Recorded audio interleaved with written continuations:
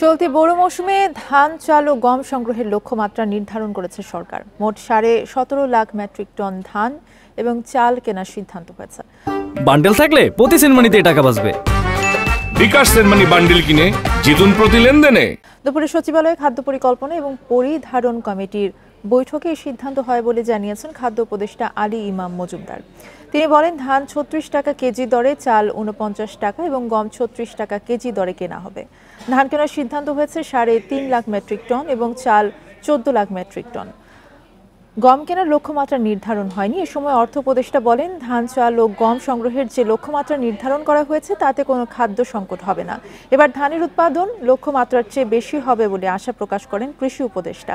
খাদ্য উপদেষ্টা জানান, আগামী 24 এপ্রিল থেকে 31 আগস্ট পর্যন্ত ধান, চাল সংগ্রহ অভিযান চলবে। ধান প্রতি কেজি 36 টাকা স্যার তো বললেন, আর চাল প্রতি কেজি 49 টাকা, আর গম প্রতি কেজি 36 টাকা। পরিমাণটা হচ্ছে ধানের জন্য 3.5 লাখ মেট্রিক টন, আর চালের জন্য 14 লাখ মেট্রিক টন। গমের জন্য আমরা কোনো লক্ষ্যমাত্রা নির্ধারণ করি না, যতটুকু পাওয়া যায়।